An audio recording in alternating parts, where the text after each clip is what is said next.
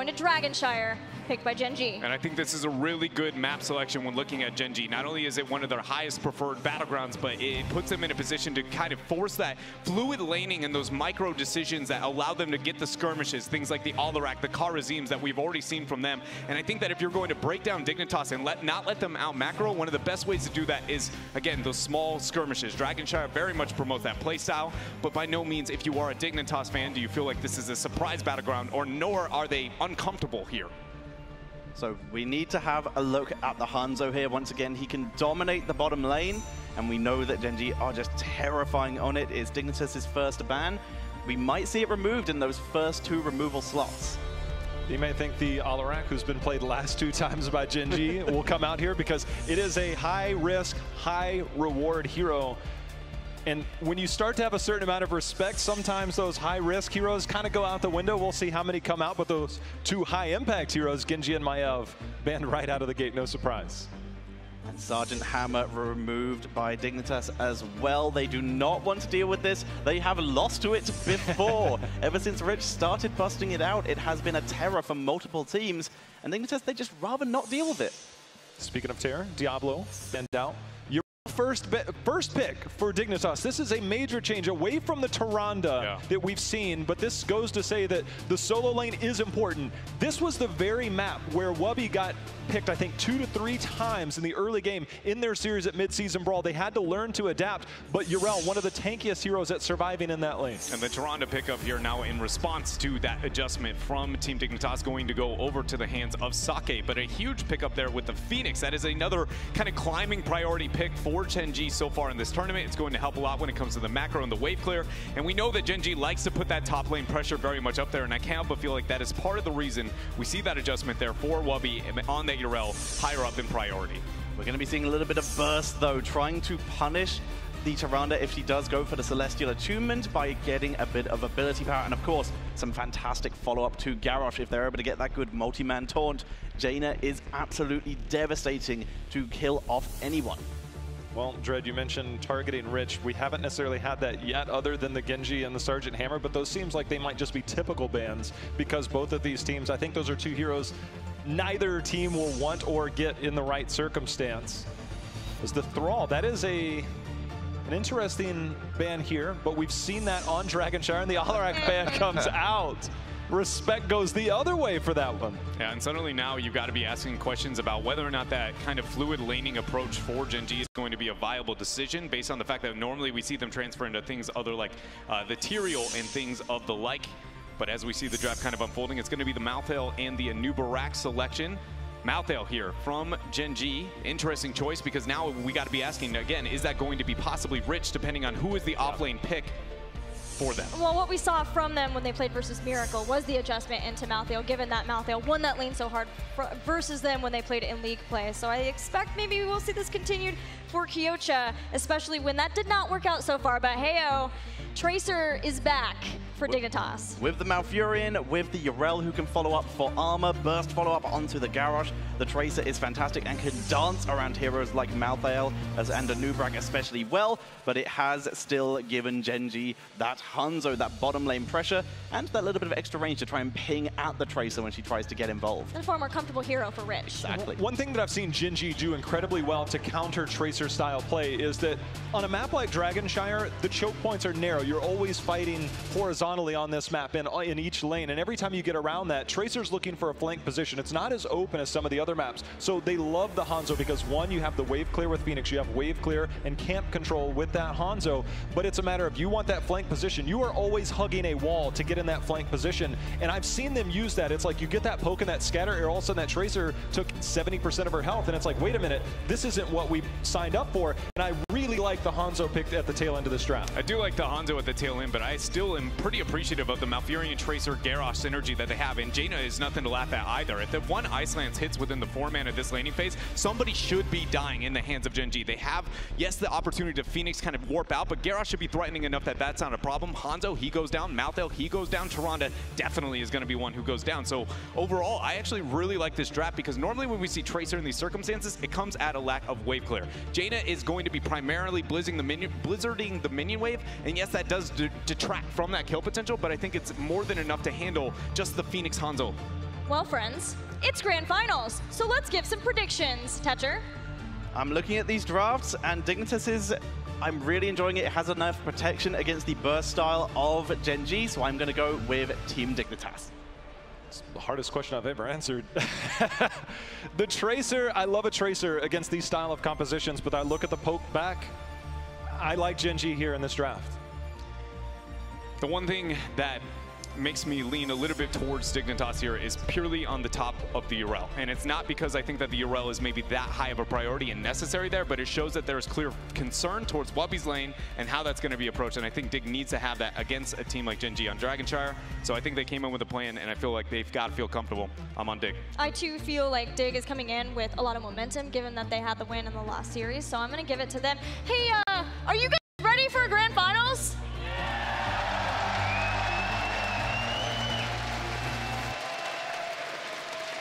I thought as much. So let's do it. Let's crown a Heroes Global Champion. Dreadnought, it seems like Destiny has fulfilled the prophecy here to give us these teams. Now it's a matter of whose side does Destiny lie on? Is it Dignitas or is it GenG? Because both of them, they seem primed and ready to take it. Both these teams want their name etched not only in stone when looking at the history of competitive Heroes of the Storm, but also at the bottom of that trophy. Yes, there may be a lot of money on the line, but I can tell you that these boys are playing for a lot more than that. Pride is very much one of those things. And as you said, the prophecy seems to have been fulfilled. Ladies and gentlemen, we are ready for game number 1 on DragonShire. And here we go. On the left, in blue, will be JPL on the Garrosh, Wubby on Yrel, Poik on Jaina, Snitch on Tracer, and Zelia on Malfurion. Give it up for Dignitas!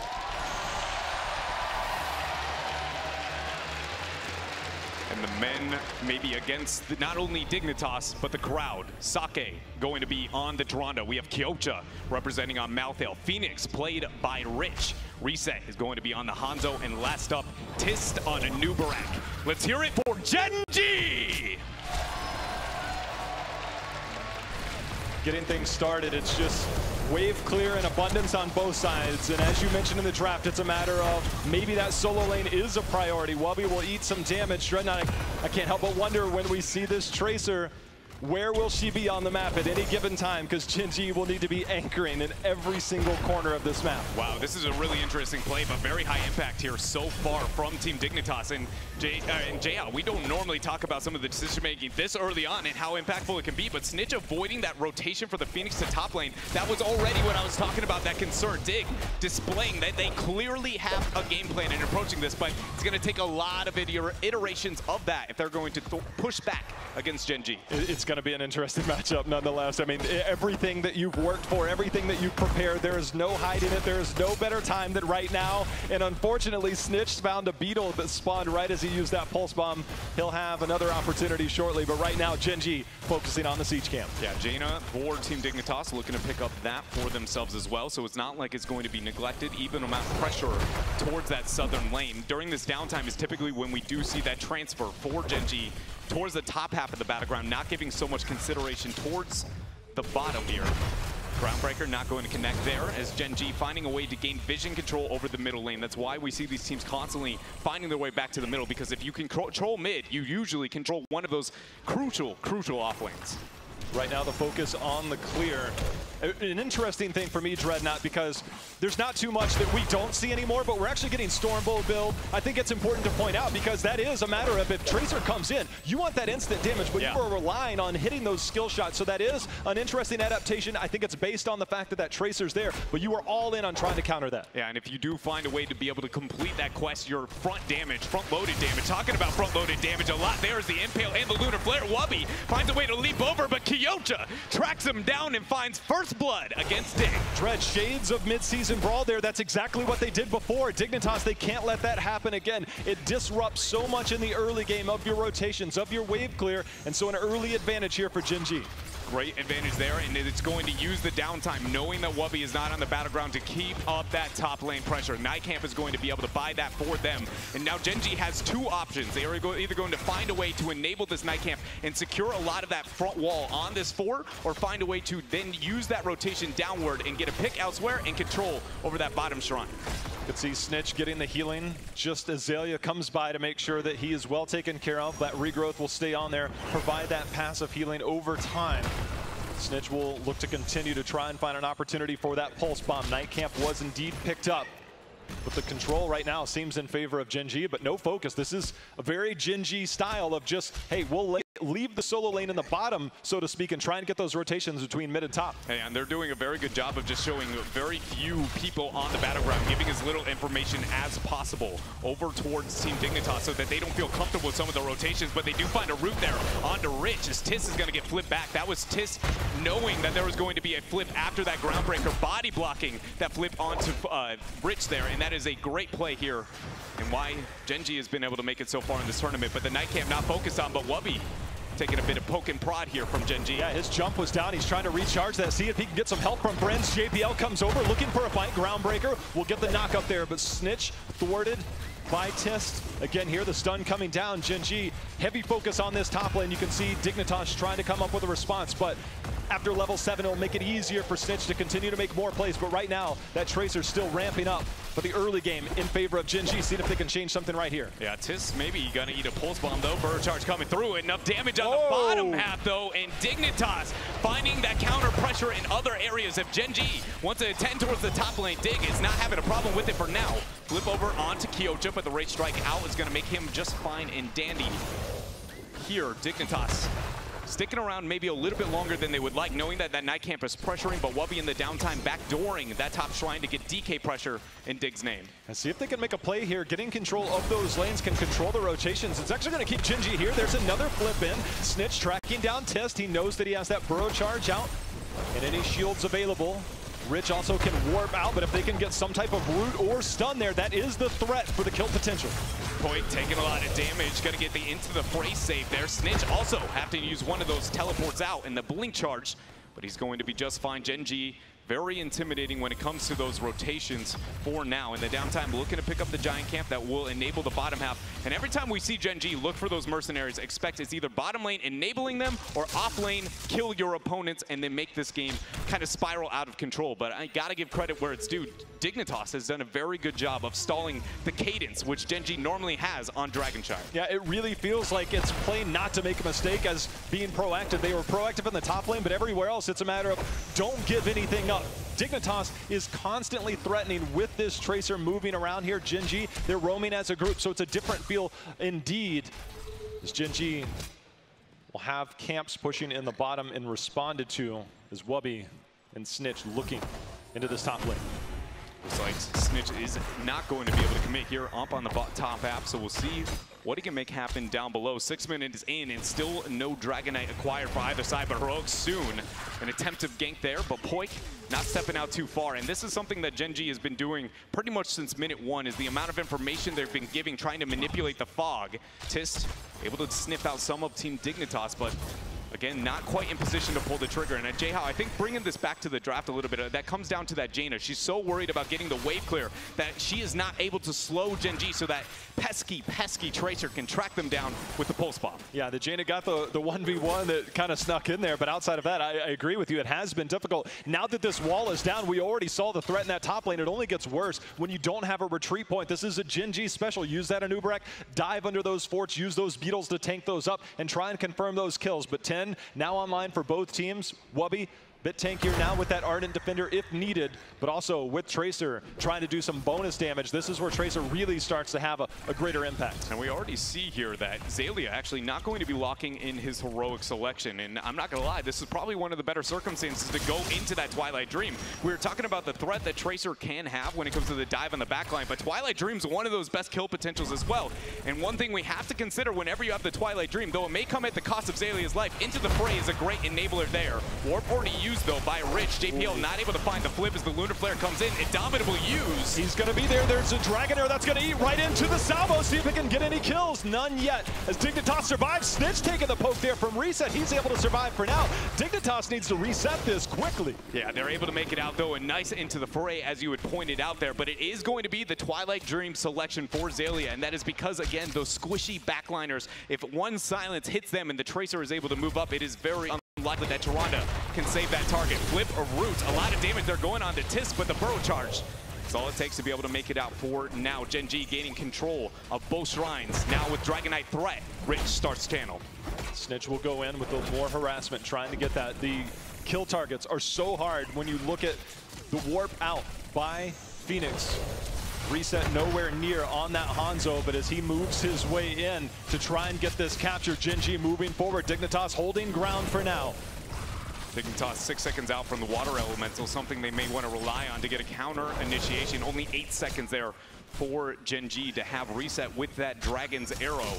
Nice reveal there with the Sentinels, going to make JPL second guess the positioning for a moment here, but a lot of kind of head-to-head matchups here over this mid lane. Surprising amount of kind of lack of information and more so focus towards that top lane again from GenG, but I feel like that is Dig kind of forcing their hand. Seems like these counters of Phoenix and Hanzo have done so well at every time Snitch moves in, he's being forced off, and Malthael does an incredible job against Yrel, and it's been difficult for Wubby to gain control in that. He needs some assistance, but they can't afford to give any. They have no way to get control. There's the Dragon Arrow that's going to land. Nature's Cure, though, comes out, will buy some time, Dread. A lot of damage there, but the taunt on the Rich will flip over. The damage coming through, and Dignitas find themselves the first kill. Twilight Dream going through 1-for-1 between the teams. Pulse bump out. Kyocha is able to survive for a bit longer, but he is going to drop. Dig find themselves a lot of kills. Another root! The root! 1 for 3. Dignitas tear open GenG. They've been waiting for that moment. They've been building there. They finally got there, and plays made by just about everybody. And now Dignitas will look to claim control of those shrines. Wubby moves to the top. You have somebody moving to the bottom, and now it's Dignitas' chance to try and get the first DK of the game. This is a huge swing for them to be able to gain the control, but you see no patience here from GenG as they're just going to find a way to match into Wubby, making that Dragonite not an option for now.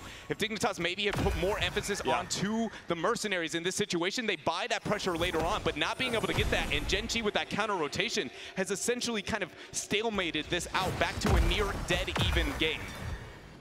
Well, that not quick enough. There we go. That's DK number 1 picked up here. 13 talent here. GenG did a very great job of stalling, but came up just a few seconds short. DK will target this mid lane for now, see what Dignitas can do with it. Front wall focus just for now. Now Dignitas, whether or not they're going to put any pressure towards top, no, the answer is still sticking to the Western paradigm here, making the pressure towards bottom, afterwards enabling that multiple stack of mercenaries. It is only a 10-minute Dragonite though, and conveniently enough, because it is the first Dragonite of the game, a lot of structures have actually not gone down. At this point in time, normally we're going, you know, what are these mercenaries going to be threatening towards the keeps themselves? But Dig, double front wall seems to be the answer for now.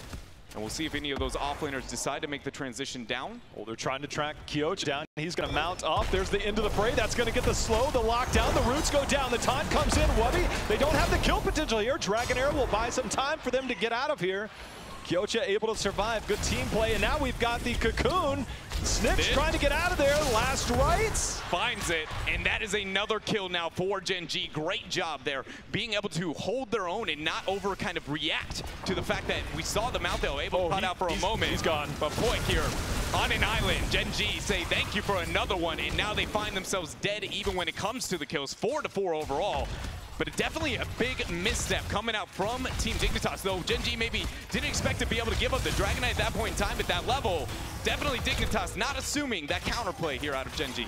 Well, GenG getting that kill, there is experience in that fort, but it's a matter of, is it worth it? I mean, we'll see. The death timers here, we still have 15 seconds before Jaina is back. See what GenG can do in the meantime to try and get some of that back, because right now Dignitas still does hold a lead, but it looks like it's only momentary. Dreadnought is GenG pushing down the spot lane. But we do see from above, Dignitas looking for a collapse. Yrel was looking to make the transition down, but it was scouted out by Kyocha for GenG. Sentinel going to get a bit of a reveal, but not allowing anything to kind of move up so far. Focus onto the fort. It should go to GenG over here. But look at this. Dignitas able to zone off enough. It is coming at the cost of some of that top lane experience. Hold on, Xaylia hits himself a root and suddenly Rich is out of here. Xaylia's been making root play after root play. Remember, there's no fort here, so that's actually a very good impale to slow down the assault here, because Snitch maybe have been able to track that down, but Dignitas with another counter kill goes up 16-15. They're actually going to take the Siege Giants of GenG, maybe look to make some plays of their own. Great job by Team Dignitas identifying that the Malthael was not there and that they had enough. One more. And look at this, they know a man down. They're going to be able to force. The Cocoon comes out, the Warlord's challenge. JPL unable to steal the camp, the last rights. Now it is a 1-for-1, 4 versus 4. Snitch trying to get the retreat. The Twilight Dream ends up going down here. Kyocha is surviving somehow, 1 versus 4. But he's not done yet. He goes in, ends up paying for it. Right now, Ardent Defender used. Wubby goes back in, and GenG, they're going to back off for now. Lunar Flare will land Wubby. Scatter Arrow will miss a 1-for-1. Dignitas was trying to make the big plays right there, Dread, but an excellent play by Tis to land that Cocoon and try and make the plays and deny JPL from entering there in time. So the camp picked up by GenG. Gotta have a lot of appreciation for the decision making there from Dignitas, though, trying to force any small advantage that they would have. That's not often a night camp invade, especially this early on, is not something we see at this level that frequently, but I can't help but feel like displays the desire and the passion kind of from these players and how much they are willing to take any risk necessary to be able to get the upper hand. Try and control on bottom half, going over to Dig. Mercenary's going to be able to back that on the bottom half, eventually demand some sort of response from GenG. We'll see what they do for now. Again, kind of attending towards that top lane. Yeah, they're trying to find Wubby. They're not going to find him right now. It's almost like the calm right now. They're going to get this fort, get that pressure, and GenG, or Dignitas wants none of that just yet. They'll try and get the minions forward, but 17-17, 5 kills to 6. JPL and team moving forward. Reset will get the jump over the wall. See if they get the turn here. Indomitable use. JPL took a lot of damage on the way out, Dread. Yeah, that was a lot of damage there, as you said. Look at this, though. They find Kyocha. The damage comes through. Twilight Dream is there, but Kyocha survives. Pulse bomb, locks it in. Nope, Chuck Testa, he survives. Shadow Stomp with that heal helps him stay up here. Now the Lunar Flare comes in. 2-man hammer. Warp out from Rich, but GenG survives. Zalia with another Scatter Arrow. Root. Every time somebody walks near there, near one of those walls, Reset almost had a kill of his own. Wubby gonna hold position for now. Still 10 seconds before that Ardent Defender is up. See if they're willing to commit to the fight. Kyocha will go in. Race strikes in, trying to get on there. Last right's gonna be there. Doesn't get the takedown. No Ardent Defender yet, but that will snipe him. Wubby gets sniped at the tail end of that. JPL will get the toss out for Zalia, but now tracking back. Point, can he survive? Snitch, can he survive? Because JPL living all day long, but and the Scatter Arrow gets the kill. That is just GenG now cleaning up house 3-0, and with this have the opportunity to deal with that bottom lane pressure. You could see the decision making out from Dig, knowing that they had the Giants down below, maybe catch somebody out in rotation. But Kyocha throughout this game has survived in what feel like impossible circumstances, J-How. That pulse bomb was so, if that happens, I mean, this is heavily in Dignitas' favor, but GenG able to hold on, and now they've got a DK of their own. 19-18 Dreadnought. Now, when they start getting structures down, the threat of 20 is very real against Dignitas as they're still trying to recover with a couple members still down. But we have seen in the past that sometimes GenG can get a bit hasty when it comes to their Dragonite usage. If they do not have the 20 advantage and make the transfer towards the bottom half, maybe overextending a little bit too early, we'll find out. Dig just ended up getting JPL to join the rest of their ranks.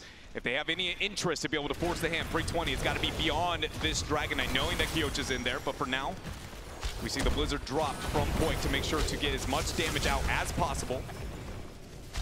There's not a heavy diving threat beyond the Anubrak, but with the DK and 20 tier, a lot can happen, including the Dragon Zero, so Poik's positioning has to be very cautious. Once this tower falls, 20 will be picked up. JPL kicked into the corner, Snitch being tracked down, he's getting low. Ardent Defender has been used. Wubby able to track out. They survive for now with no keeps down, the toss in, Dread. Kyocha ends up flipping over and they get the pick there. Twilight Dream goes out, Salvo is going to be used, but GenG finding themselves a double and use this time to now focus the keep.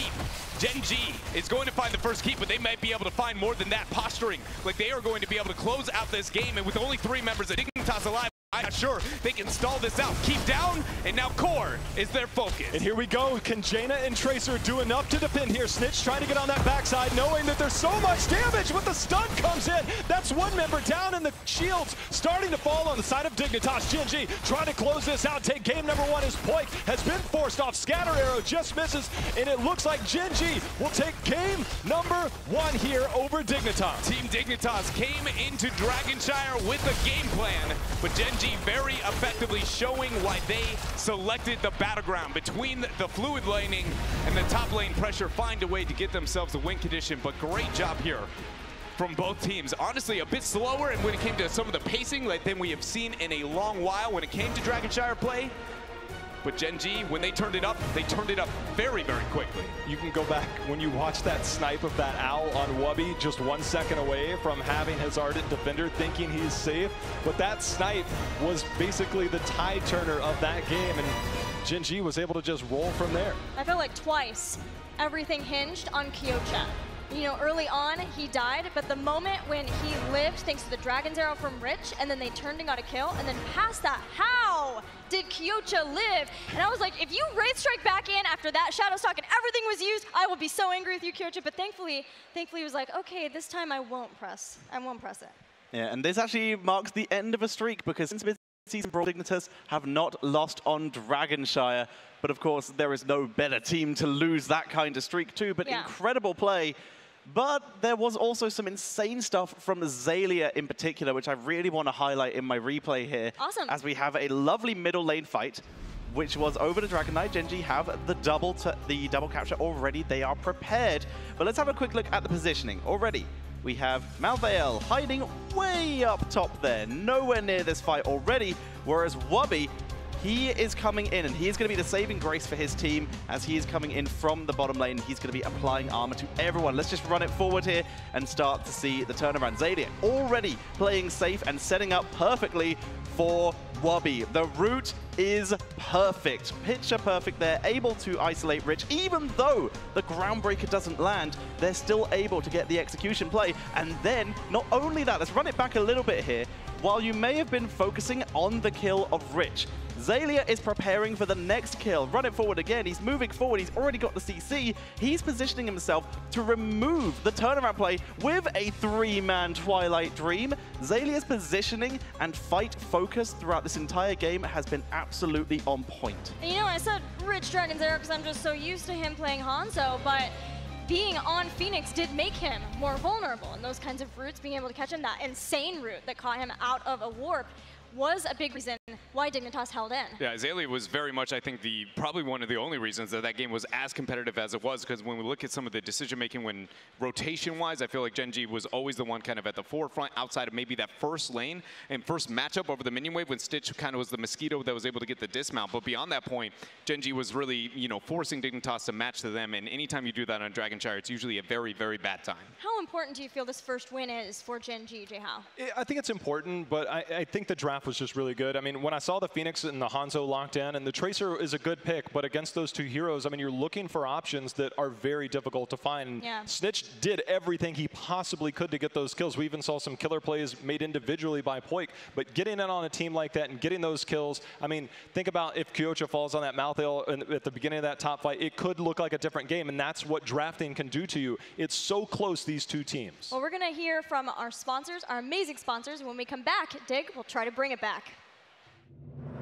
The 2018 HGC Finals are brought to you in part by Republic of Gamers, CORSAIR, T-Mobile, Samsung SSD, and NVIDIA. GenG gets this first all-important win as we head into Game 2. If we're thinking Team Dignitas would choose first pick now, are we thinking Infernal Shrines perhaps for GenG?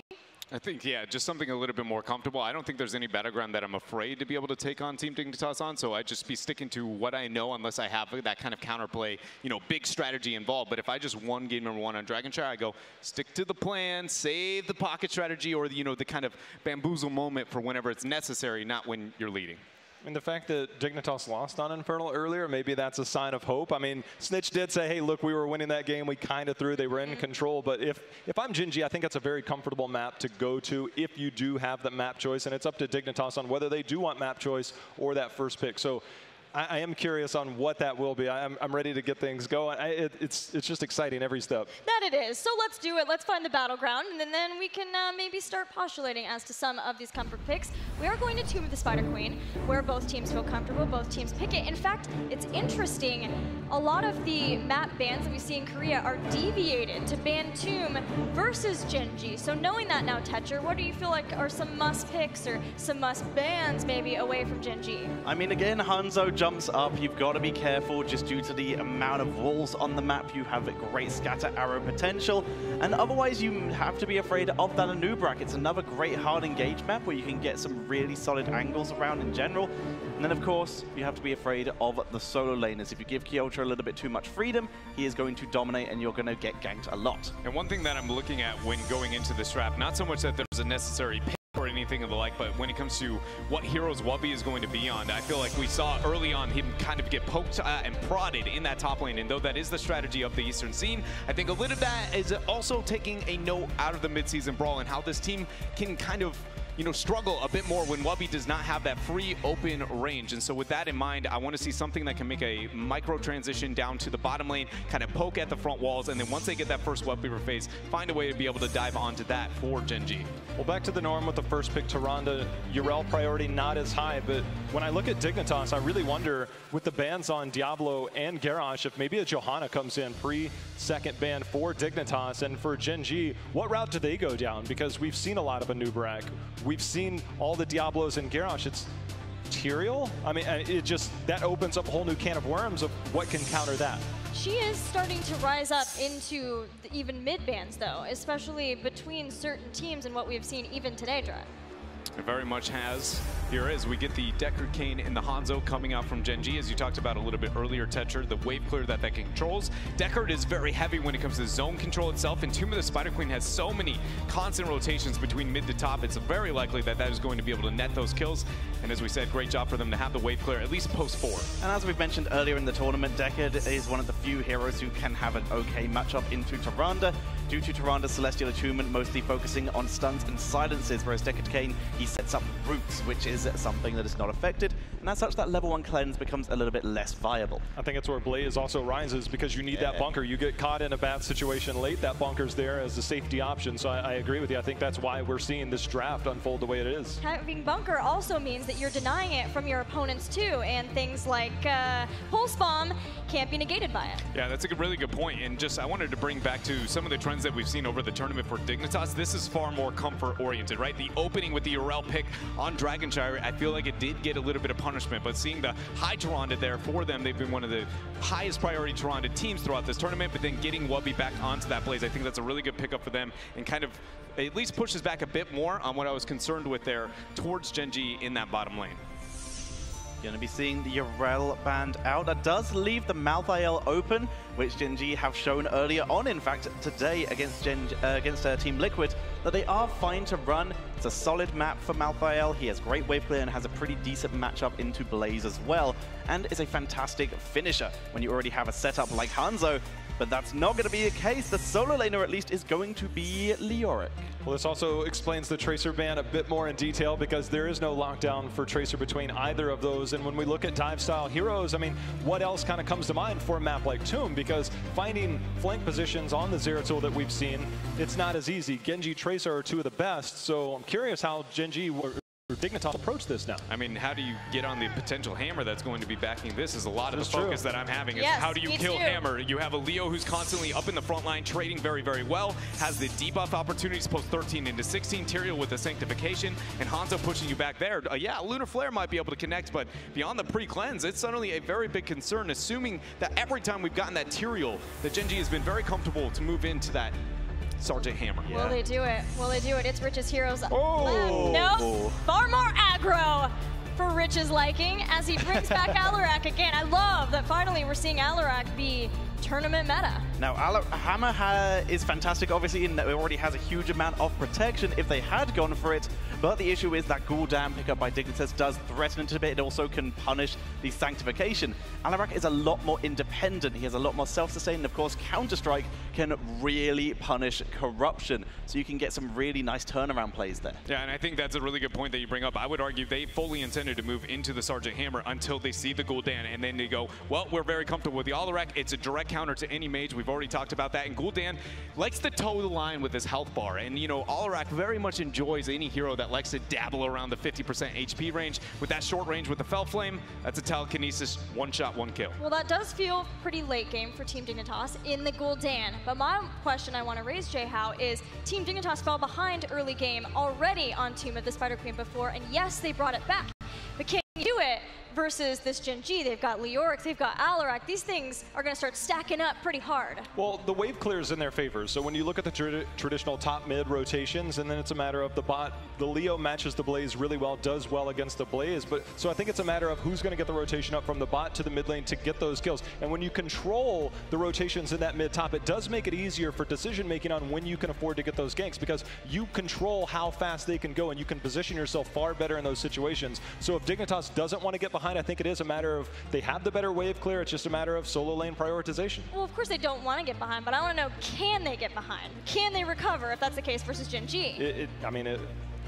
Alarak against Gul'dan. Alarak is licking his chops, so there's a very real threat. Right, okay. Well, we are ready for the game, but right before that, I was going to get predictions, but never mind. We'll just do it. We're going to get into game 2. Dig trying to bring it back.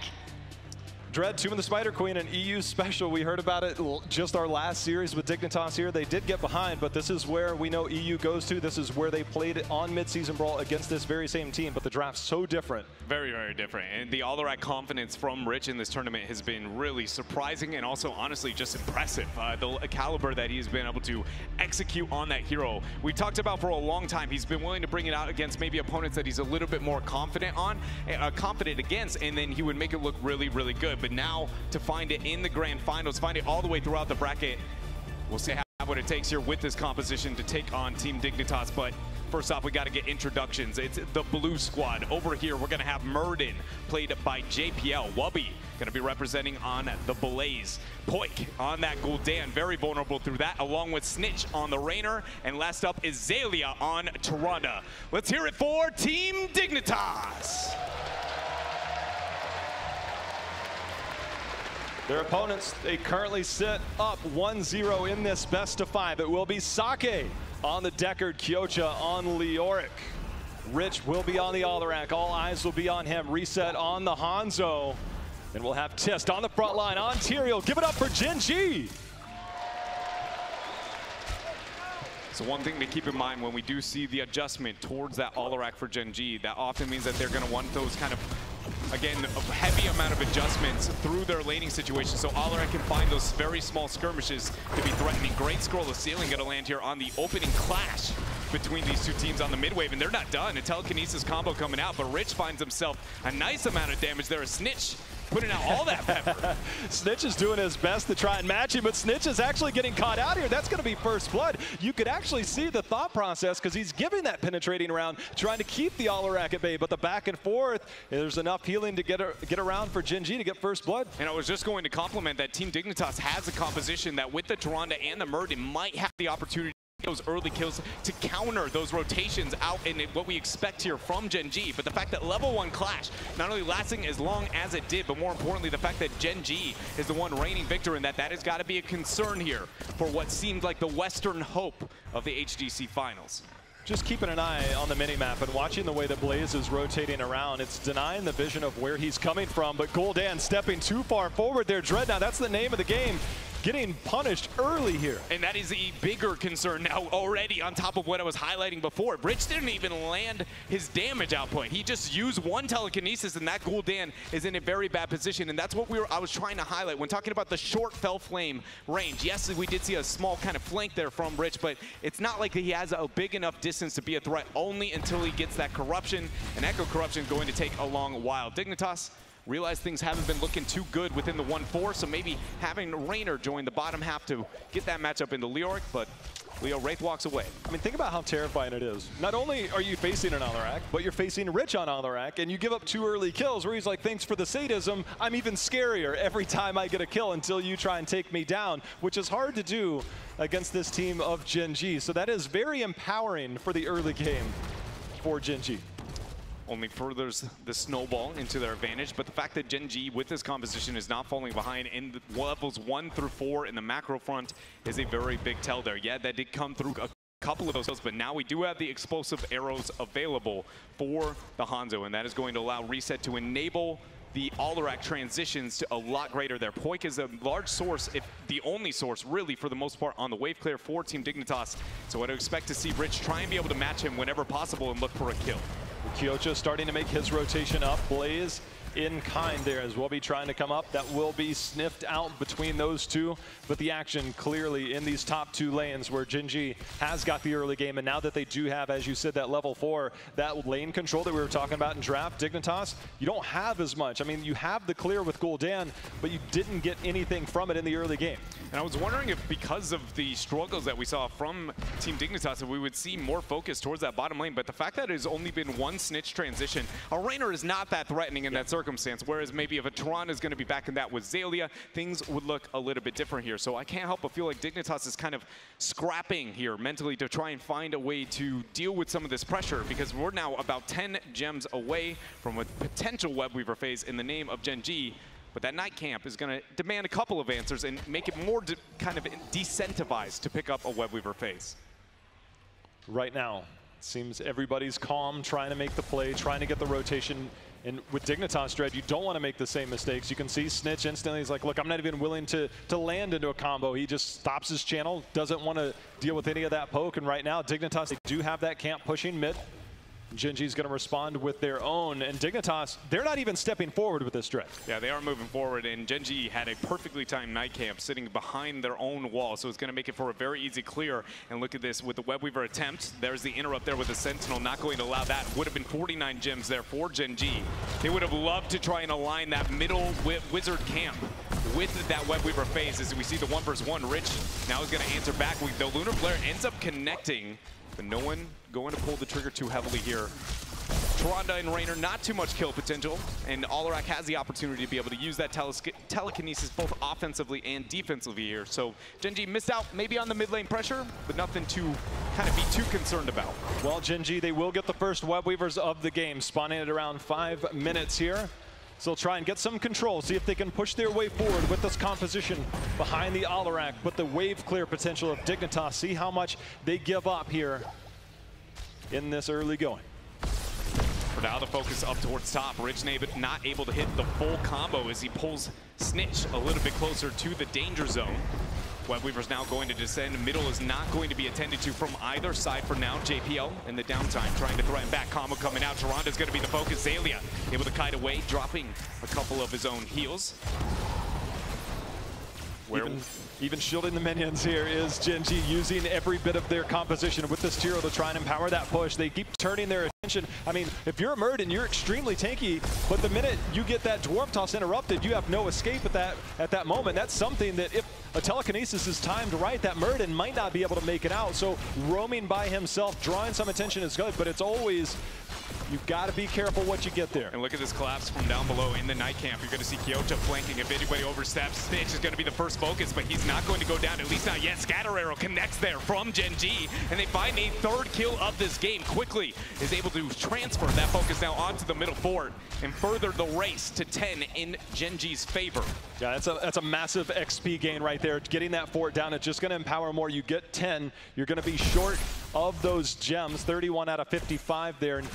But they have control of the battleground. They can be aggressive. They can move forward. They can grab camps. And there's really nothing that Dignitas can do. They don't have the firepower to get that blow-up kill. Yes, they have the Murd and Tyrande, but when you have a Gul'dan and a Rainer behind there, and a Gul'dan that's nowhere near stacked, only 14 stacks so far, you're not getting that kill threat for a while. Yeah, you're just begging to have a Horrify opportunity because that is a lot of where that kill potential comes until Gul'dan can scale to those later stages. The silver lining here for Team Dignitas is the fact that GenG does not have a Web Weaver phase opportunity with their heroic spike. Dignitas can reliably find their own heroics for themselves and get a counter turn in, but it's very important that they make something happen with that. And with the Gul'dan being such a big focus of that wave clear, I do think it might be a little bit too easy for Rich to try and focus him down once more. Jordan, I don't mean to alarm anybody, but that's not a Dragon Arrow there. That is a Dragon Strike locked in here, so we'll see how that plays out here in a moment. Interesting selection, and honestly, I've struggled to be able to look for a major argument for it other than it's a great counter into the bunker itself whenever that comes out. A lot of damage output for anybody who wants to try to get the retreat, and that's something we've seen Dig do a lot. They love to use the micro there of that bunker, and maybe that trickle-in damage over the long run of the Dragon Strike. When you're all, you know, hunkered down, it's a pretty easy target. Well, there's going to be some lockdown. Lornado will buy space. Rich backs away. JPL zoning off Kyocha, who's lurking around, trying to land something on the back line. Dignitas moves forward, trying to make a play of their own, but Kyocha and team, they stand their ground, they hold, and they will force Dignitas back one more time. And it is a strategy that we have seen out of the Eastern scene in the past with the Dragon Strike, but it has very often been out of the Korean region to pair it with that Entomb. When you lock everybody in, especially post 20, it's a bad time. Like, you are buried alive, you're just eating so much damage there. But I will say an ounce of skepticism still going to be displayed here, at least on my half. Web Weavers now are going to join GenG over this next siege. Wizard and the Night Camp picked up here. JPL trying to get the damage. Counter-Strike used. Webby now going to be the focus. There's the bunker. There it is. Dragon Strike is going to go through with the Entomb. Silence out, and look at that. Blaze is killed. Perfectly timed, perfectly played there to kill, and it couldn't come at a better time because the Web Weavers are descending. Avatar forced to be used. We see the horrifying response by Snitch to try and get the save. Dignitas Dreadnought, they are not dealing well with the pressure from GenG here as it's 4 kills to 0. Web Weavers spawning, and now these will push down more structures, and Dignitas just struggling to get some control over this battleground. Some control or some kind of footing, and I will say that, you know, the one silver lining again on their half. Hold on, Tis maybe too far there trying to get the anchor. Might be the fact that there is no Dragon's Arrow initiation. Yeah, Hanzo is still very functional here with the Dragon Strike itself, but not having that long-range initiation might be something that Dignitas can try and get that Tyrande poke and prod inward.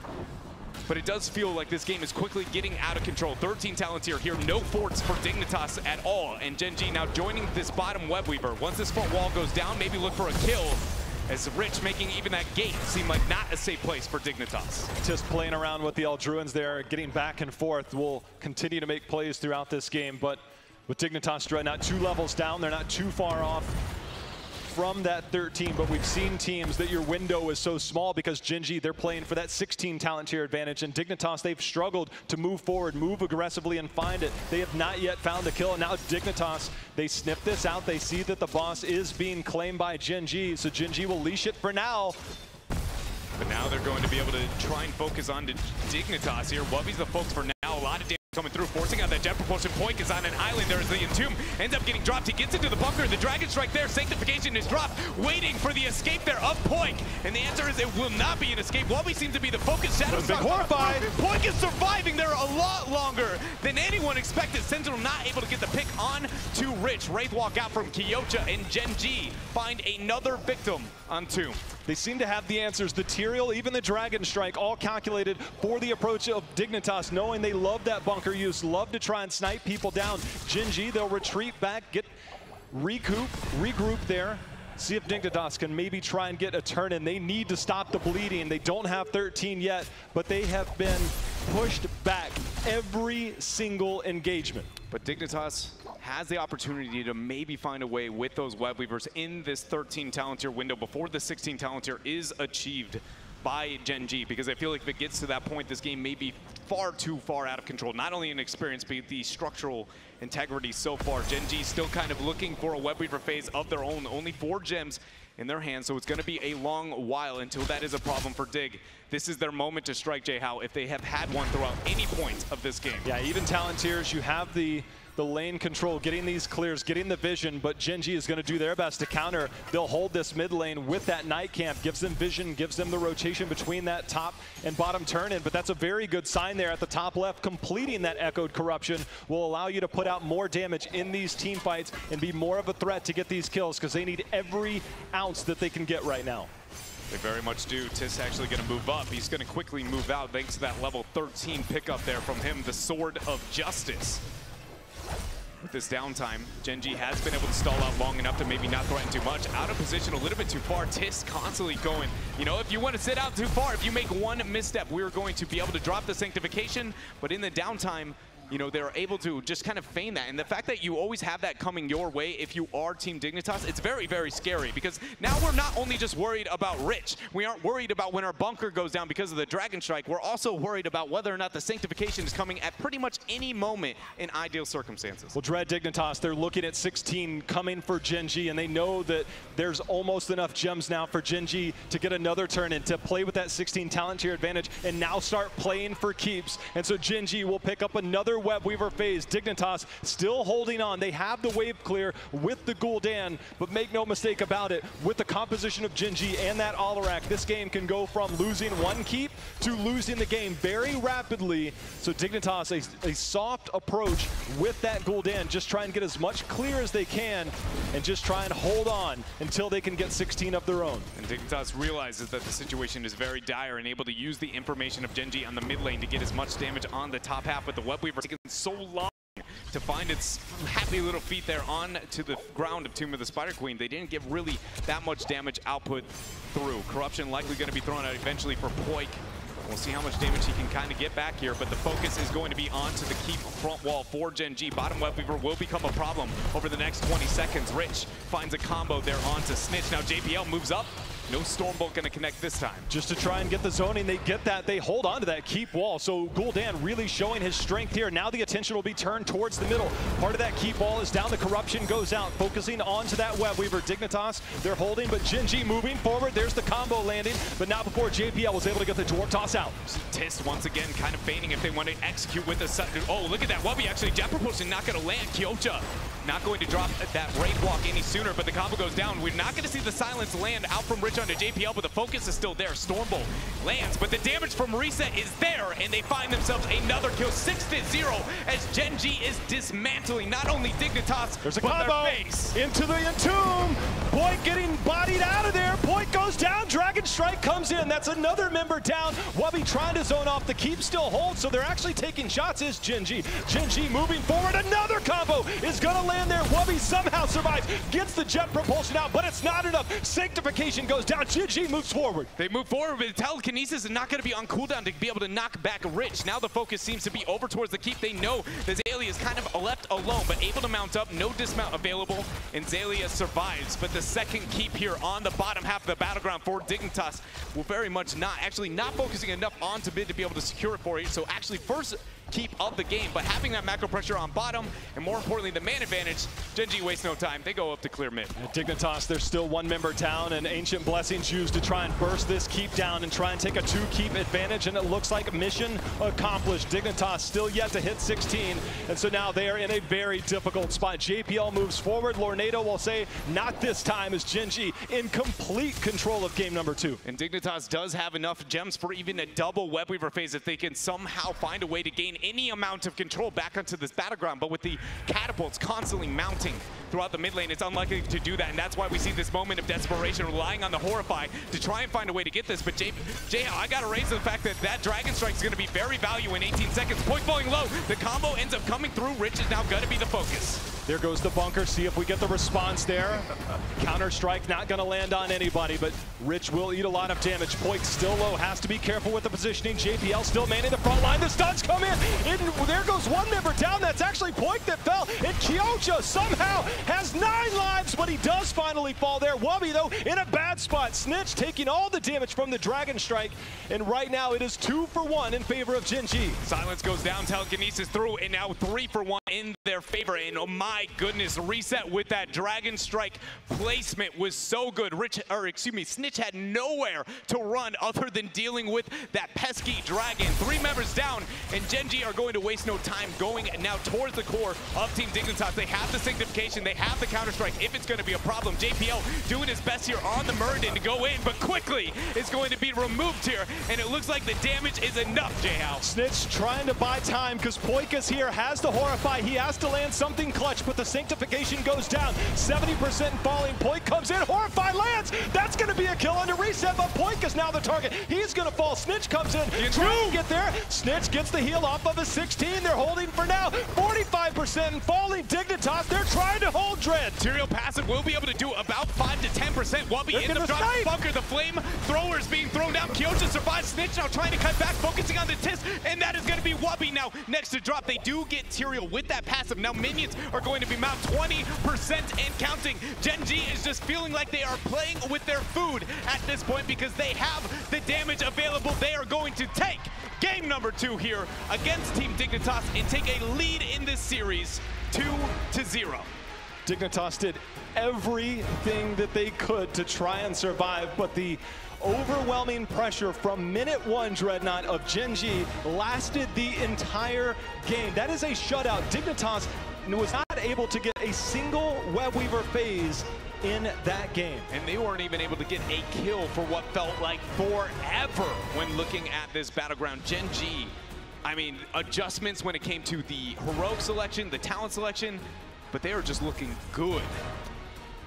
I raised some concerns about trying to get to the late game, and it wasn't just draft specific, it's GenG specific. GenG can snowball better than anybody in the world in Heroes of the Storm.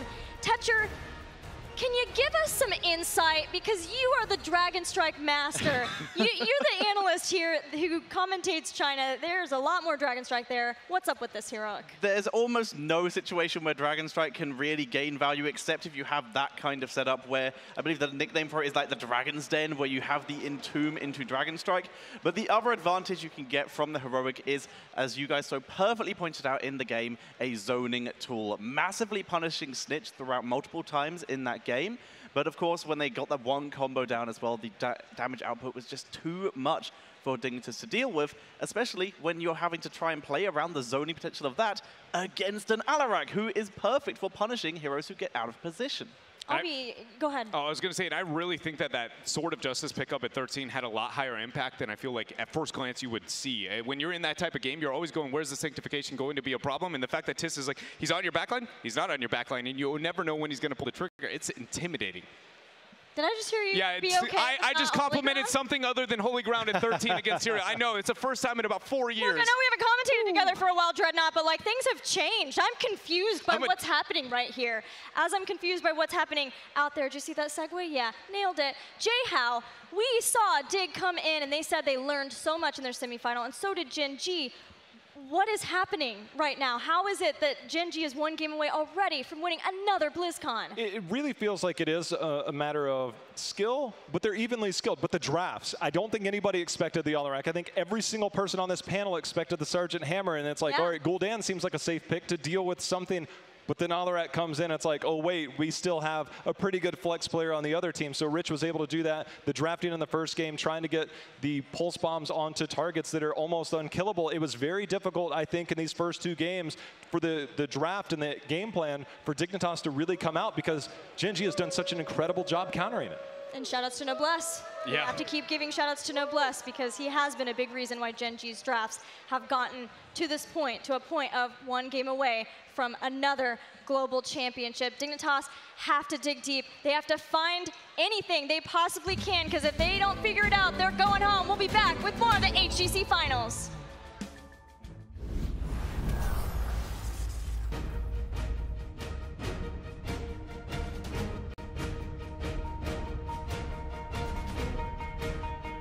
The 2018 HGC Finals are brought to you in part by Republic of Gamers, CORSAIR, T-Mobile, Samsung SSD, and NVIDIA.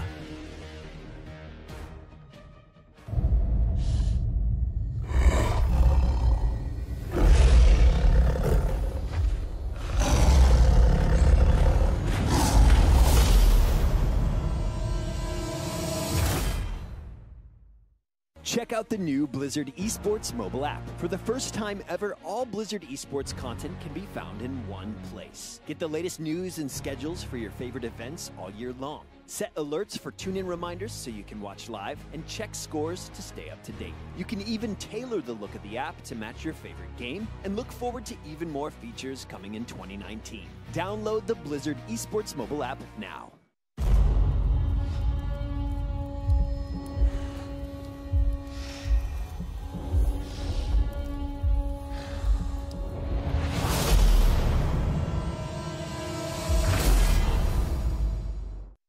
Welcome back to the Hearthstone Global Games.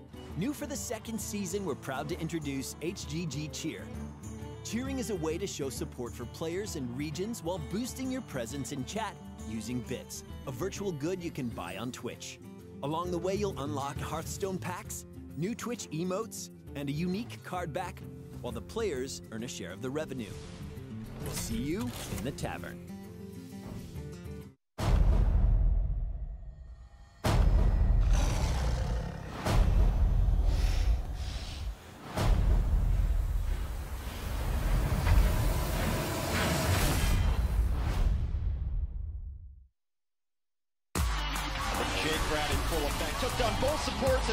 In the Overwatch League, you're hyping up the chat, taking your team to hashtag trending, and spreading memes at Tracer level speed. All while watching us cap the point. Speed like that deserves a network that can keep up. With T-Mobile, get all the Overwatch League you can handle with coast-to-coast coverage. Now your arena is where you make it.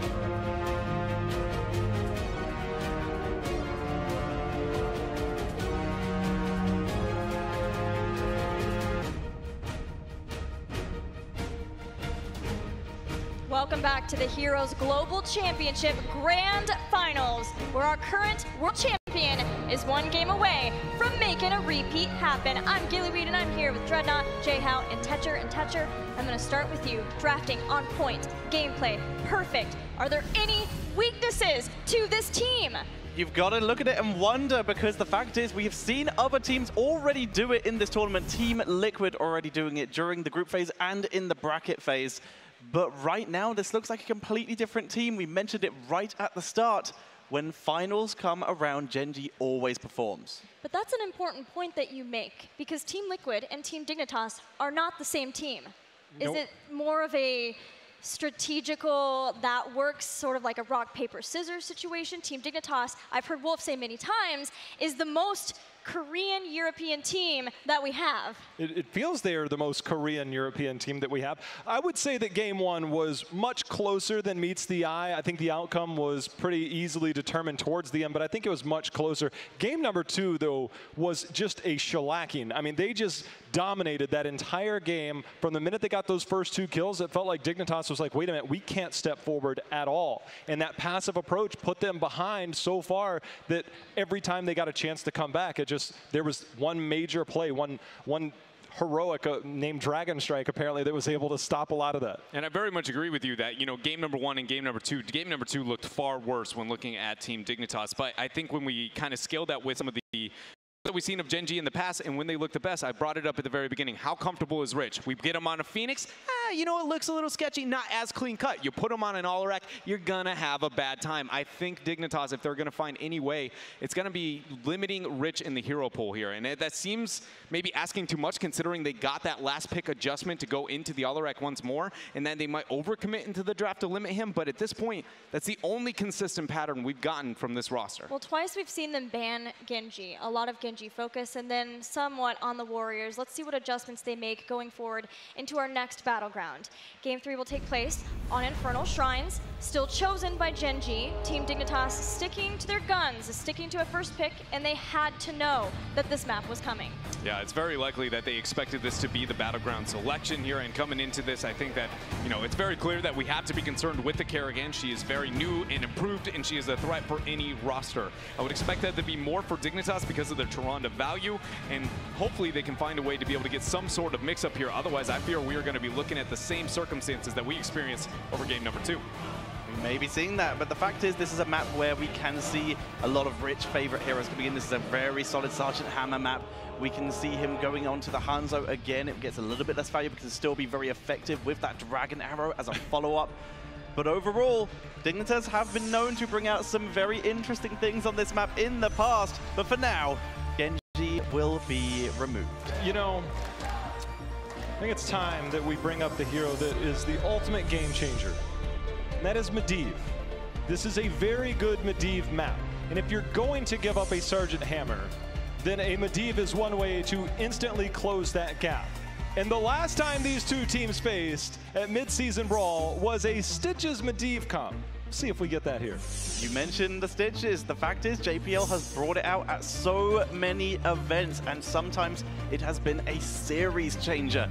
And of course, it synergizes so well with this Tyrande that Dignitas have started their draft out with. That's a high priority for Tyrael, though it has been climbing. Is this maybe an anticipation for that potential Kerrigan? I think not only is it a little bit of the anticipation of the Kerrigan, but it also puts them in prime position that if it doesn't get ended up selecting, they have a very good synergy into it. And then let's be real here. We talked about the last draft, how when we see the Tyrael, we expect the Sergeant Hammer. This now should force one of those two bans on the Alarak or the Sergeant Hammer to Team Dignitas. And either way, you can't get rid of both of them. And so I think it would be in their best interest to focus on whatever one they think they can kill the easiest. And honestly, I'm not so sure. I think that the Sergeant Hammer may be the biggest concern, or excuse me, not the Sergeant Hammer, but the Alarak, because it counters the melee, whereas you have the counter-strike opportunities, whereas the Hammer, a little bit easier to get onto if you flank. If you can bait out the siege tactics, then of course Kerrigan is a fantastic hero against Sergeant Hammer, but in this case, it seems they are more scared of the range and the knockback of Hammer, the inability to try and dive, especially with a Tyrael protection, than they are of that potential Alarak. I don't blame him. I mean, I don't want to deal with that Sergeant Hammer, but Yrel does so much to control that front line. Every time Kerrigan comes in, she's going to be met with a giant hammer, and that will be swung by Kyocha, who seemingly has been unkillable, it seems like, and even when he dies on Leoric, it's definitely for trait value, so we'll see where Dignitas comes in. With Kerrigan picked up, it means that there will be very unlikely no Medivh, because that is his hero, so tank and offlane is what we need. Do we get a... Oh! Yes! When in doubt! Yes! Hook him out! Oh, wait 1 minute! We got baited really hard, but in this case, look at this setup, the isolation potential of Hook, Tyrande stuns, Kerrigan stuns, add in a little bit of Medivh ley lines here to isolate that hero. They might be able to pick off basically anyone here, including Tyrael, if they can keep the stun lock going. Though it is a very appealing and kind of long-standing strategy, and Dignitas is probably the best in the world to watch it unfold, this is still a very bold move on their behalf. The Tassadar as the last selection from GenG to be able to provide not only the shielding capabilities to help enable that Rainer, but more importantly, removing another hook target. Between the Tyrael and the Tassadar, there's very few, only 3 kind of accessible targets there for that Medivh Stitches combo. I got so baited, I got so excited because I've just been waiting for this combo for so long, mainly just the JPL Stitches.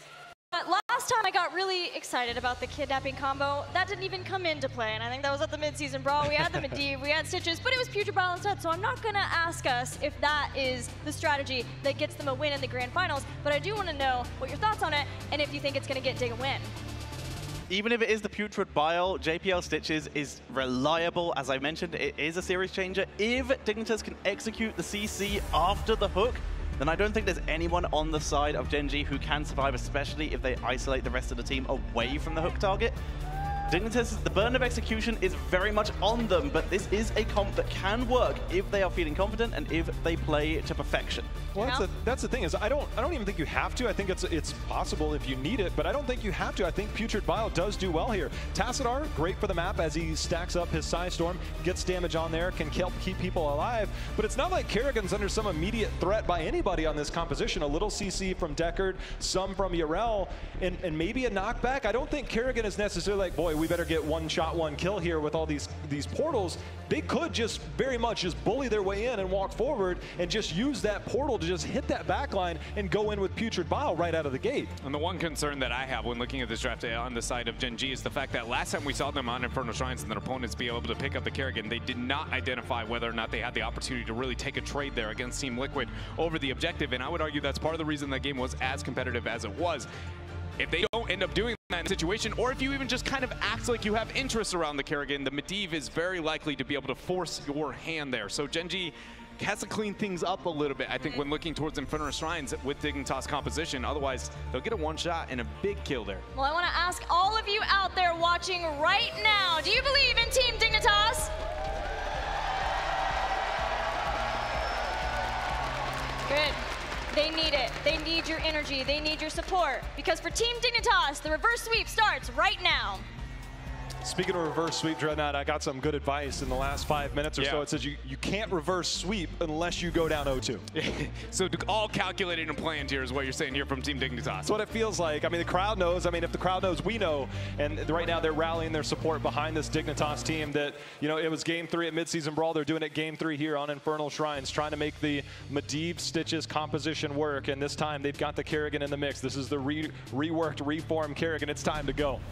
It is time to go. As you said, here we are in game number 3, Infernal Shrines, and starting on the blue side. The man himself on the Stitches. It is going to be JPL, Wubby on that Kerrigan. We have Poik playing the Hanzo, Snitch on the Medivh, and last we have Xaylia on the Tyrande.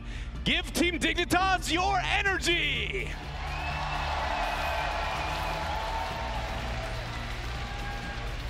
Sitting one game away from a three-peat here at Global Championships here for Heroes will be Sake on the Deckard. Kyocha on the front line will be on Yarel. Rich will be on that Rainer, which means Reset will be on the Tassadar, and Tist on the front line on Tyrael. Give it up for GenG.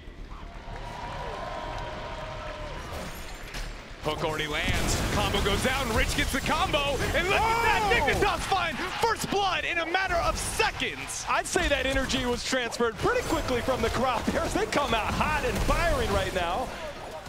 And the quick portal over, looking for another one. They get onto Kyocha. Kyocha gets hooked right back, and right now that is a a 2-kill advantage in 40 seconds. Team Dignitas coming out swinging here with the clutch combos between the Medivh, the Kerrigan, and the Stitches there. It was so difficult for anybody to walk away. You get a little bit this way, Kerrigan's got you. Get a little bit that way, Stitches has got you. Team Dignitas displaying the synergy here.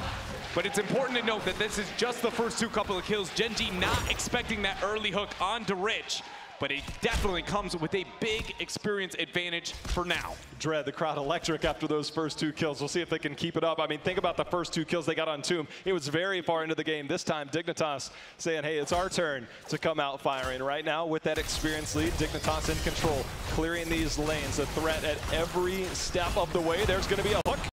Dimensional shift will get out, and you mentioned it, Dreadnought.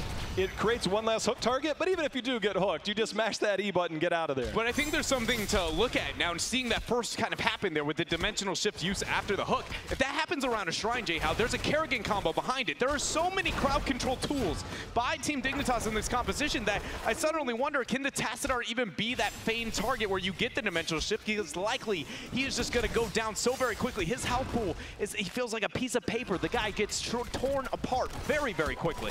It's going to be important. I mean, you would think that maybe a force wall might come in at some point, but you need that extra dimensional shift. So Archon, always great. And then post 20, we've seen Archon do some magical things post level 20. We'll see if we even get there. Right now, Dignitas picking up the camps, controlling the lanes. They have about a half-level lead and climb in as we're about 35 seconds away from that first Shrine kicking off. And as I talked about a bit before the game had kicked off, is whether or not, you know, this is a good decision to be able to match into the Shrine for GenG. I don't think it's impossible, but the way that they approach the Shrine needs to be very succinct. It needs to be very coordinated, and more importantly, when the initiation attempts come out from Dignitas, they have to respond better than they did over those last 2, because as we saw, that led to very quickly a double kill for Dignitas. Yeah, GenG has done an amazing job of countering a lot of engagements from basically every team, but when there's a portal dropping in on your backline, that makes it much more difficult to counter because it's really a matter of survival. It is a matter of survival, and well, with Snitch making his way up, survival will be the focus. The hook not going to land there yet for JPL. Will Snitch down there onto the Medivh. Will be able to pick 32 skeleton defenders up, goes in for a combo, but Kyocha knocks him back there with a nice thwack of the hammer. Getting the clear now onto the Shaman. That race will be slightly won. Portal goes down. Wubby looks for a combo. It's going to land there. Luna Flare comes out and no dimensional shift available. Again, Tassadar ripped apart, but look at that. The shield, the force of will on Azalea, allowing him to survive here. Dignitas is clutching out this fight. Yeah, they identified that, just missing on another combo there. Kyocha able to sidestep that, goes back in, doesn't have the level 7 cooldown, but with that kill, Dignitas will have the numbers advantage, move directly up. It's Tassadar now respawning, making his way back up, seeing if Wubby and team can take this. Kyocha goes in, the hammer, the knockback, they're going in on a Snitch. Snitch just gets out of the portal and survives for now. Wubby does not. Wubby not making it out, and that is a lot of their Shrine control J-How, and they need still 13 more. Rich falling very low, gets the Tassadar shield, gets the heals there from Sake and friends. JPL now mounted up, looking for maybe a hook opportunity. Only 11 skeleton defenders necessary there for Team Dignitas. They do not want to give up this Punisher, but they are down a Kerrigan for another 10 seconds.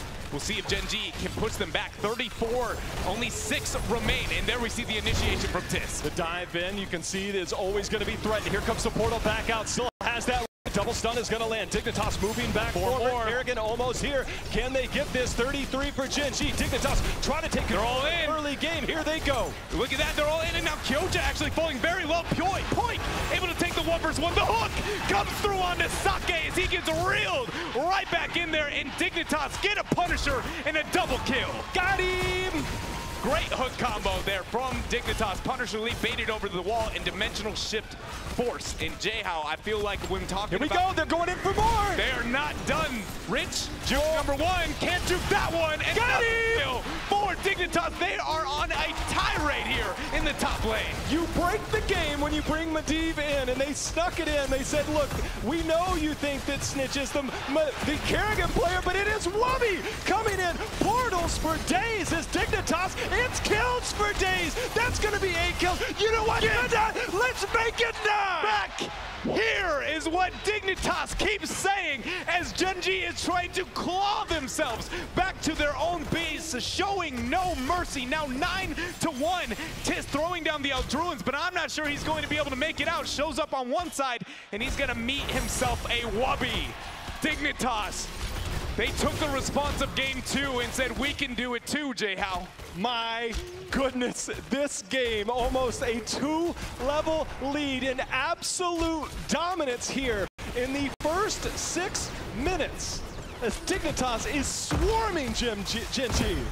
They are very much swarming, and now that experience, control, and advantage really is so far out of the realm of possibility for GenG to hit heroics within a reasonable time frame that this game, I don't want to say that it's over, but it very much is difficult for them to find ways to claw back. The macro game is not great from Team Dignitas, and that is probably the biggest crux of this style of composition. So that is, if you are a GenG, you're looking to find ways to take advantage of that, and things like the Tassadar and his wave clear are what you can try to rely on. But Raynor doesn't have that much wave clear of his own. Urel, not that great on itself, so it's not like Dignitas is going, don't get out macro, don't get out macro. They're just going to keep bringing those portals, and more importantly, the rest of the squad through it.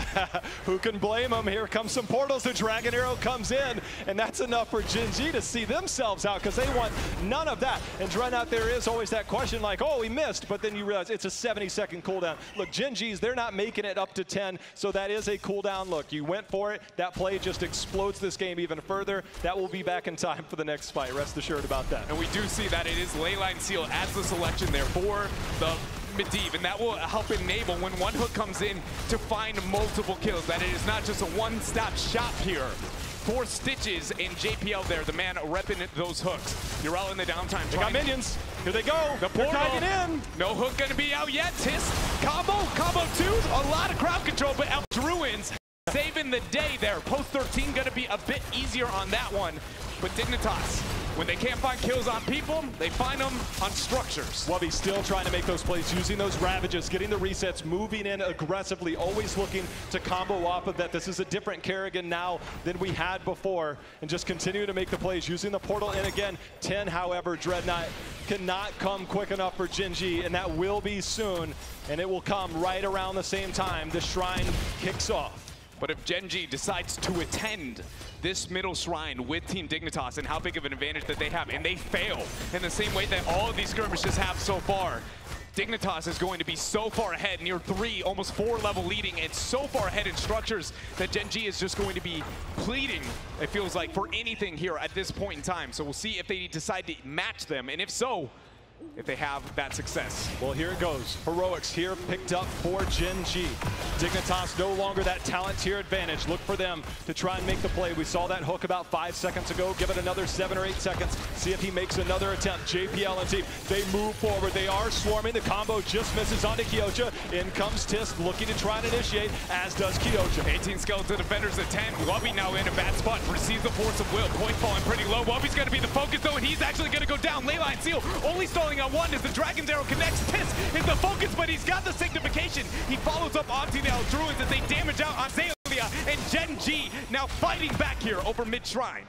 Got in control with that double kill, and now they'll turn their attention back towards the Shrine. Probably not enough time for Dignitas to get back into this race. Poik trying to snipe a few, just trying to see if he can get enough time for his team to get back on the battleground. Right now, GenG in control, looking to pick up their first Punisher of the game, and this will be an Arcane Punisher Dreadnought, one of the more threatening ones. Now we got to be looking at the damage kind of situation with this Punisher going over. How much anti-siege does Dignitas have? Stitches, not too bad himself when it comes to dealing with the objective. Hanzo, pretty good in the clear, but Kerrigan, Medivh, Tyrande, oh, you know, not the greatest. Maybe in the world of supports, Tyrande's an outlier, but still not the easiest defense here. So likely GenG to be a bit more aggressive, especially if they can find those late game Punishers. But Leap 1 is out. We'll see if Leap 2 can net anything here for GenG and friends. The sentries come down, as does the Lornado. JPL will use the Putrid Bile. Starting to fall. That portal already used. Wubby and team seeing if they can make up ground. JPL trying to see if he can find a hook target. Dragon Arrow! The Dragon Arrow into the stun. Ardent Defender has been used. Kyocha will survive for now, but he's going to get reeled back in, and that's going to be a kill. Here comes the portal, Dread. You hear the crows a calling, but GenG trying to get away. Hook is up in a few seconds, dodges onto the Lunar Flare. Kerrigan combo comes through, and Tisk goes down. Dignitas finding 12-3 in terms of kill, a full level advantage still with this 13 talent here. Though they lose the Punisher, very much not losing the game here on Infernal Shrines. It's up to Dignitas now to try and push towards that 16. They can keep up the pressure, try and get those picks, but they want to play towards that 16 talent tier advantage and the momentum. Every time it seems like GenG starts to claw back, Dignitas has an answer. Rich pushing forward. There are still towers, no minions to move forward, but the threat of a Medivh and a portal, you can see even using the Psystorm Dreadnought just to get vision and dismounts to try and disrupt this freight train of Dignitas. Yeah, you can't dismount that Raven hovering above, though, and that is a big problem for GenG, giving a lot of vision and information control over to Dignitas to help enable those Stitches hooks. And normally when you say that, you're like, you know, he's pretty good at making that happen, but then when you start considering the fact that there's a Sentinel as well, you got double the angles. I mean, it feels like JPL has got, you know, it feels like a cheat, if you will, when it comes to the mini-map. Currently, Dignitas is able to see far more than that of GenG. And GenG, with this 13 being acquired, they need to find a way. They have to find a way to force before the 16 threshold is achieved by Dignitas. Well, there's Tist making use of that level 13 again, Dread. The dive in, dive out. It's not nearly as threatening as we saw last game. A lot of counter options for Dignitas as Dignitas moves forward, but Poik, the target, will use the natural agility and get over there as Dignitas starting to near that 16 talent here, and GenG would love a fight in the next few moments if they can find the right opportunity. But as you said, the Raven lurking above their heads will keep a keen eye on them from their aggression. Sentinel goes out. It's only going to get the reveal arm to 1 there. Yrel, Kyocha off in the off lane, dealing with Wubby. 16, as we talked about, is being picked up, and it seems like GenG realized with that Raven above that they are not able to force that fight too very easily. Now we do see Yrel actually making the transition out, but that Sentinel does scout out Kyocha, so Dignitas understand the circumstances, back out, and now look to get that macro pressure on the opposite side of the battleground here as the objective itself. Now GenG has a lot of very, very tough questions to answer. Yeah, a lot of it is, do we give up the Shrine? Can we afford to give up the Shrine? We have to deal with the top. If things go bad for them on the Shrines right now, they give up 1 to 2 heroes, all of a sudden you have pressure in 2 lanes, and that could be way too much to overcome. Dignitas will look to try and open this game, just missing on the hook there, unable to make the play happen. Stitch comes down, trying to get those resets, getting those Qs off. 1, 2, 3, and now they go forward. In comes the portal, just a threat for now as 16 picked up for Dignitas on the Shrine, underway. But Kyocha leaps right up, but he's got to eat the combo as the Ardent Defender already popped there. Focus now on to JPL from GenG. 10 skeleton defenders. The hook comes through under Rich. Again, he threads the needle, but the portal is going to be there. Will Dignitas execute as Leyline goes down? Tornado comes through, will tone up a few members. Ancient Blessings is used, trying to keep the members alive and also trying to get some damage. There comes another hook. Rich is going to be in trouble, trying to get away from there. Somehow survives. Keen up potion after potion as Sake keeps his team alive. But now Dignitas will move forward and try and take this Shrine and get another Punisher for themselves. And there's that macro pressure you mentioned, Dread, because that Shaman camp is sieging down that top lane. And GenG attending towards the Shrine itself and not dealing with that macro pressure on the top half of the battleground. It feels terrible to attend there, lose that fight, and then now know you're going back to clear, because once you're rid of the Shaman, you still have to deal with this Punisher. And I hate to add this on top, but you've got to deal with Team Dignitas. That Medivh is going to provide a lot of vision for a bad leap situation, and nothing is better than a whole team following up that Punisher, which you know Snitch enables. Wherever that Punisher goes, so will Team Dignitas with those portals. They already get the sidewall down, just making sure that they have an avenue to get in there. GenG, no 16 yet. Dignitas might look to try and end this game. Dreadnought, 1 kill, maybe 2, can try and get this. Dignitas is pushing forward here in the bottom lane. Wait for the Punisher leap here. We'll see who gets the bait. Tisk going to be the focus as he ends up getting the juke, not onto that one, but also the jive there. Portal. Onto the hook. Portal goes down, but nobody going to go through. Focus out onto the keep here for Team Dignitas. 16 still not acquired by GenG. They get the hook, but the dimensional shift comes through. They're fine for now. Here we go. The Punisher goes. They're trying to get the lockdown. JPL goes forward. The knockback is there. Kyocha and team, they retreat for now. There we go, there's gonna be the hook. Rich comes in, Ancient Blessings has been used as his sanctification, but the Leyline will buy some time. Try and get this fight outside of it. Kyocha comes in, trying to fight. The Punisher goes Kyocha gets interrupted. Kyocha goes down. Team Dignitas finding themselves a kill, but they will not be able to get much past that unless they find themselves a hook. They're on the core, Red. Onto the core. Shielding is going to be removed, but they need to find a way to get one of these kills. Who will be the victim? Tis comes in, and he finds a way back out. Hook is available. Will Jay find a victim? There it is. Whoa. Dimensional shift used, 70% and counting now onto the core. Dignitas, they're going to try and close out this Yeah, the game. portals are going. They're dancing around this. 50% falling. There goes one member from Dignitas, but the core 30%. 20. 2 members down. Dignitas trying to clutch it out. The reset, trying to get the shields onto this somehow. Dignitas surviving. No way. 9%. 7. 5. JPL. Hey, hold on. 3%. GenG stall out Team Dignitas, and they're pushed towards the core. And with this, they are going to be able to take this red carpet. They're going for game. Towards that top keep and be able to break the base here of Team Dignitas. All thanks to those Tassadar shields on the core. The only reason they have 3% to remain. The Shaman camp is built up. They've already got some damage in. GenG, will they try and close it out? They want it. Right now, they get this win, and they are the champions. Dignitas, 20 seconds away. The ancient blessings has been used. They are bursting through this keep. Dignitas, do they have what it takes to hold? Picked up in 8 seconds. J-How, look at this. They smell blood in the water. They want to be first 2-time champion. Leyline Seal up in 4. We'll see if Dig can hold. Dignitas holding right now, but the shields have fallen on their core. The combo comes in right now, 70% falling. GenG looking to close it out. Sanctification has been used. Leyline in return, 20% falling. 1 member goes down, 2 members go down. Dignitas trying to hold, but GenG has done it. They are your 2018 global champions.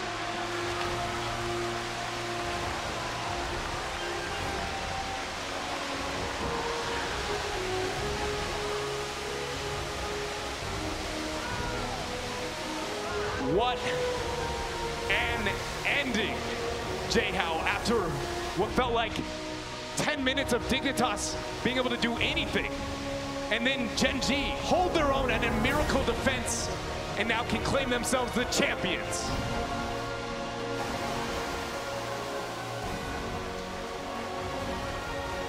A dynasty has been accomplished here by this team. 3 global championships in a row. Back-to-back BlizzCon champions. GenG truly is a dynasty.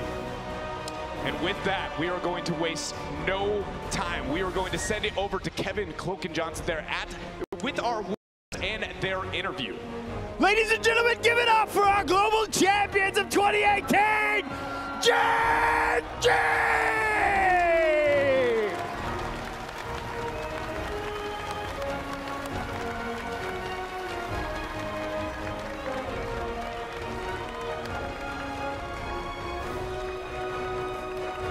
All right, and here to congratulate our team.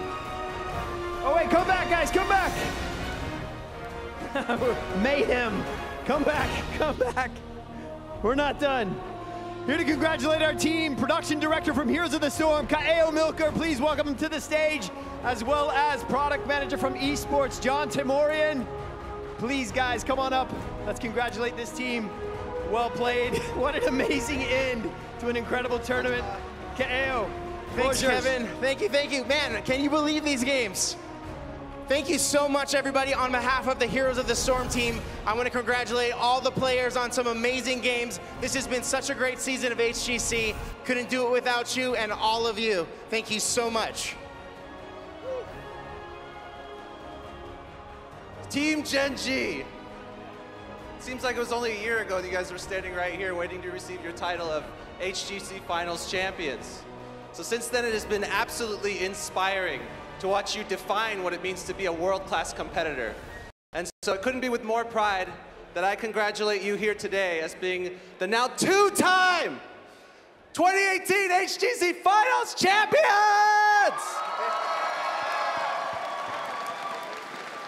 All right, BlizzCon, one more huge cheer for GenG!